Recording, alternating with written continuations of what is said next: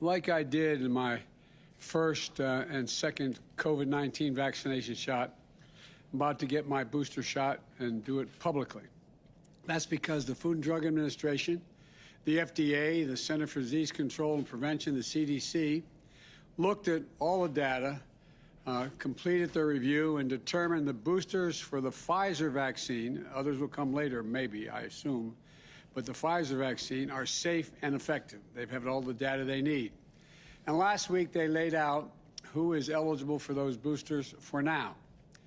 You're eligible for a booster if it's been 6 months since your second Pfizer shot, and if you fall into one of these categories.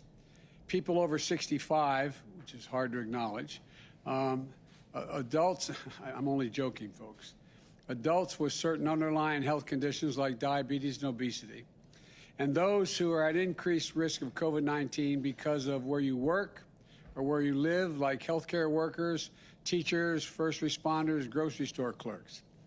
If you fall into these categories, you're eligible for the booster. Now, I know it doesn't look like it, but I am over 65. I wish I way over. And that's why I'm getting my booster shot today. The booster line is if you're fully vaccinated. The bottom line is that you're fully vaccinated and you're highly protected now from severe illness, even if you get COVID-19. You're safe, and we're going to do everything we can to keep it that way with the boosters. But let me be clear, boosters are important, but the most important thing we need to do is get more people vaccinated. The vast majority of Americans are doing the right thing.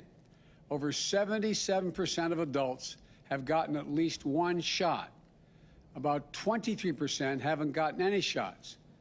And that distinct minority is causing an awful lot of us, an awful lot of damage for the rest of the country.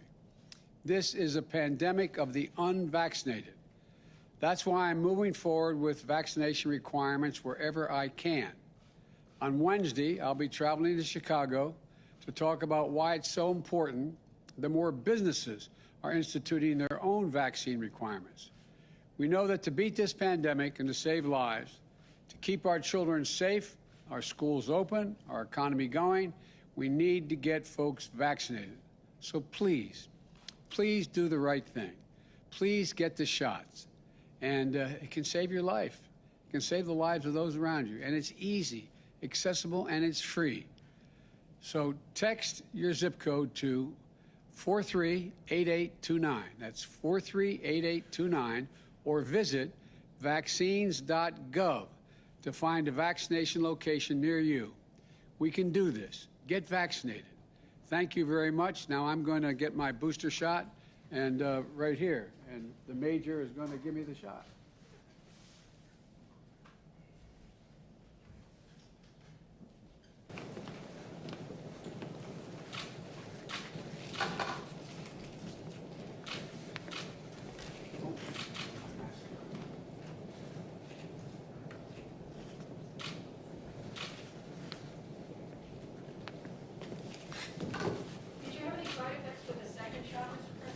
No, I haven't any side effects the first or the second shot, thank goodness. I don't anticipate one now, but we'll see. Is that high enough for you? Okay. Is the First Lady getting hers as well today, Mr. President? She's going to get one. Not, I think she's teaching that, but she's going to get one, yes.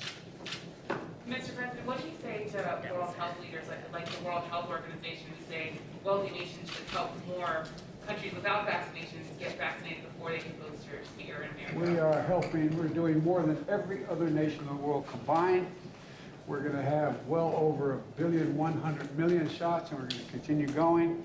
We're going to do our part. We've also given a great deal of funding to COVAX, which is the vehicle that does this. So we have plenty of opportunity to make sure we get everyone in the world to play our part, the largest part in the world, of getting everyone vaccinated. How many Americans need to be vaccinated for us to go back to normal? Like, what is the percentage of total vaccinations that have to be deployed? Well, I think, look,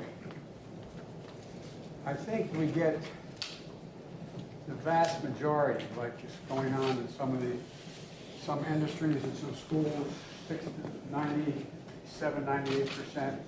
I think we're awful close. And, but I'm not the scientist. I think, but one thing for certain, a quarter of the country can't go unvaccinated, and us not continue to have a problem. Any progress on a reconciliation deal today, Mr. President? How close do you think you are? You know me, I'm more an optimist. I think things are going to go well. I think we're going to get it done. And I have meetings tonight, tomorrow, and for the next little bit. What does it take for your agenda and your presidency with what's happening on the Hill this week? Victory is what's at stake. Mr. President, how would you define success this week legislatively? How would you define success legislatively by the end of this week? Well, it may not be by the end of the week. I hope it's by the end of the week. But as long as we're still alive, we got three things to do: the debt ceiling, continued resolution, and the two pieces of legislation. If we do that, the country's going to be in great shape. Thank you.